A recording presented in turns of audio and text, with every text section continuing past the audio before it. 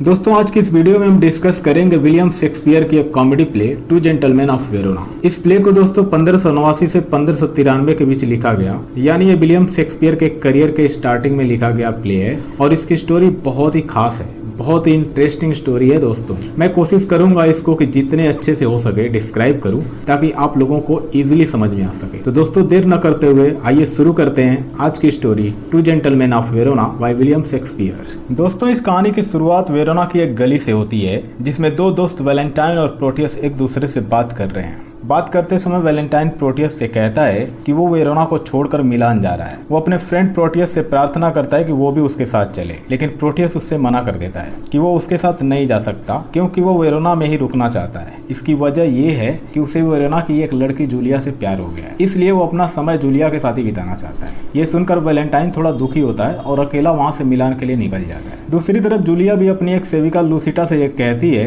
कि उसे ऐसा लगता है जैसे प्रोटियस उसे पसंद करता है, लेकिन सच तो ये है कि जूलिया भी प्रोटियस को पसंद करती है। इसके बाद जूलिया एक पत्र लूसिटा को दिखाती है, लेकिन वह यह नहीं बताती कि यह पत्र उसे किसने दिया है। इस पर लूसिटा उसे छेड़ते हुए कहती है, यह पत्र वैलेंटाइन का नौकर स्पीड तुम्हें देकर गया है, जो पत्र प्रोटियस ने तुम्हें भिजवाया है। ऐसा सुनकर जूलिया उस पत्र को फाड़ देती है और लूसिटा से वहां से चले जाने को कहती है। लूसिटा के जाने के बाद जूलिया फटे हुए पत्र के टुकड़ों को उठाती है और उन्हें चूमती है और पश्चाताप करती है कि उसने यह पत्र फाड़ने में जल्दी कर दी और उसने ऐसा क्यों किया, और बदले में एक पत्र प्रोटियस को लिख देती है। जूलिया के द्वारा लिखा गया पत्र प्रोटियस को मिलता है, लेकिन प्रोटियस के पिता एंटोनियो प्रोटियस को यह पत्र पढ़ते हुए देख लेते हैं और उससे पूछते हैं कि यह पत्र किसका है। तो प्रोटियस अपने पिता से झूठ बोलता है कि उसके मित्र वैलेंटाइन ने यह पत्र लिखा है, जो अब मिलान चला गया है। प्रोटियस के पिता भी यह निश्चय कर चुके हैं कि वो भी अपने बेटे को मिलान के राजा के पास भेज देंगे और उसे वहां के लिए कल ही निकलना है। यह जानकर प्रोटियस बहुत दुखी होता है और जूलिया से मिलने के लिए चला जाता है। जूलिया को यह सारी बातें बताता है कि वह मिलान के लिए कल ही निकल जाएगा,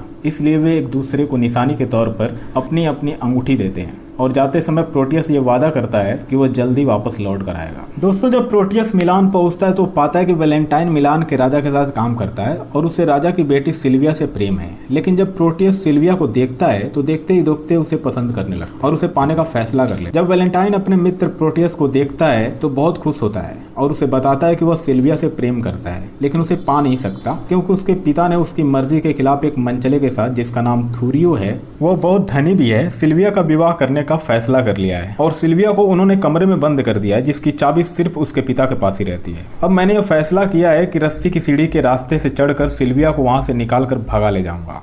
ये बात वैलेंटाइन प्रोटियस को बहुत भरोसे के साथ बताता है, लेकिन प्रोटियस एक धोखेबाज फ्रेंड निकलता है और वो सारी बातें जाकर राजा को बताते हैं। राजा को जब ये बात पता चलती है तो वो वैलेंटाइन को मिलान से निकाल देता है। वैलेंटाइन जंगल में कुछ अपराधियों के साथ रहने लगता है। अपराधी उससे बताते हैं कि उन्हें भी मिलान से निकाल दिया गया था और वो भी अपनी सजा काट रहे हैं, लेकिन वैलेंटाइन उनसे झूठ बोलता है कि मैंने तो कत्ल किया है और मैं कत्ल की सजा भुगतने के लिए यहाँ आया हूँ। यह सुनकर वो सारे अपराधी वैलेंटाइन को अपना सरदार बनाने का फैसला कर लेते हैं। वैलेंटाइन अब जंगल के अपराधियों का सरदार है। दूसरी तरफ जूलिया यह सोचती है कि प्रोटियस अभी तक वापस नहीं आया है तो उसे मिलान जाना चाहिए। वो अपनी एक सेविका लूसिटा से कहती है कि वो उसके बाल एक आदमी की तरह तैयार कर दे और उसका पहनावा भी एक आदमी की तरह बना दे, क्योंकि वो जंगल के रास्ते से निकलकर मिलान पहुंचेगी। लूसिटा ऐसा ही करती है। जूलिया अपना नाम बदलकर सेबेस्टियन रख लेती है। जैसे ही जूलिया मिलान पहुंचती है तो वो पाती है कि प्रोटियस तो राजा की बेटी सिल्विया से प्यार करने लगता है, लेकिन जूलिया अपना धैर्य नहीं खोती और वो प्रोटियस का नौकर बनने का फैसला करती है और वो ऐसा करने में कामयाब भी हो जाती है।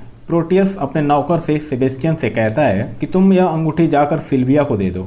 वह अंगूठी वही है जो जूलिया ने वेरोना में प्रोटियस को दी थी। जब वो मिलान के लिए जा रहा था, यह देखकर जूलिया को बहुत दुख होता है, लेकिन जूलिया को एक संतुष्टि अभी है क्योंकि जूलिया वैलेंटाइन से प्रेम करती है, ना कि प्रोटियस से। जूलिया अभी भी प्रोटियस से प्रेम करती है और उसे यह विश्वास है कि वह प्रोटियस को वापस पालेगी, क्योंकि सिल्विया उसे पसंद नहीं करती है क्योंकि उसने अपने मित्र को धोखा दिया है। प्रोटियस सिल्विया को बताता है कि वैलेंटाइन की मृत्यु हो चुकी है। इस दुख में वो बहुत रोती है और प्रोटियस की बात का विश्वास नहीं करती और वहां से भाग जाने का फैसला करती है। अब सिल्विया एक ग्लैमर नाम के आदमी के साथ जंगल के रास्ते निकल लेती है, लेकिन जंगल में जाते समय उसे कुछ अपराधी पकड़ लेते हैं। किसी तरह से ग्लैमर वहां से बचकर तो निकल जाता है, लेकिन सिल्विया को उन अपराधियों के द्वारा पकड़ लिया जाता है। वो अपराधी सिल्विया सिल्विया को अपने सरदार वैलेंटाइन के पास लेकर जाते हैं, लेकिन रास्ते में पहले ही प्रोटियस आ जाता है और सिल्विया को उन अपराधियों से बचाता है। बचाने के बाद वो सिल्विया से कहता है कि मैं तुमसे शादी करना चाहता हूँ, लेकिन सिल्विया इस बात से इनकार कर देती है। इसके बाद प्रोटियस उसे धमकी देता है कि यदि उसने उसकी बात नहीं मानी तो उसके साथ जबरदस्ती भी कर सकता। तभी वहाँ वैलेंटाइन पहुंच जाता है और अपने मित्र प्रोटियस को बहुत बुरा भला कहता है और वह यहाँ तक कह देता है कि यदि तुम सिल्विया से शादी करना चाहते हो तो तुम सिल्विया से शादी कर सकते हो। ऐसा सुनकर जूलिया बेहोश हो जाती है। जूलिया के बेहोश होने पर प्रोटियस अपने द्वारा दी हुई अंगूठी जूलिया के हाथों में पाता है, जिससे उसे पता चल जाता है कि सेबेस्टियन जो उसका नौकर था वो कोई आदमी नहीं, उसकी प्रेमिका जूलिया है। अब इस सब के बाद प्रोटियस बहुत दुखी होता है और अपने मित्र वैलेंटाइन से माफी मांगता है। इसी दौरान कुछ जंगल के अपराधी राजा और थूरियो को पकड़कर वहां ले आते हैं। थूरियो सिल्विया को देखकर यह कहता है कि सिल्विया पर सिर्फ मेरा हक है, लेकिन वैलेंटाइन उससे कहता है कि यदि उसने एक कदम भी आगे बढ़ाया तो मारा जाएगा। ऐसा सुनकर थूरियो अपने पांव पीछे खींच लेता है और वहां से भाग जाता है। राजा उसको कायर कहता है और वैलेंटाइन से अपनी बेटी का विवाह करने का फैसला कर लेता है। जंगल के सभी अपराधियों की सजा भी माफ कर देता है और उनसे कहता है कि तुम सब अब मिलान वापस लौट सकते हो। इस कहानी के अंत में सिल्विया की शादी वैलेंटाइन के साथ कर दी जाती है और प्रोटियस की शादी जूलिया के साथ कर दी जाती है। तो इसी के साथ ये कहानी की समाप्ति हो जाती है। तो दोस्तों, अगर आपको ये वीडियो पसंद आई हो तो लाइक, शेयर और सब्सक्राइब करना मत भूलिएगा। Thank you so much.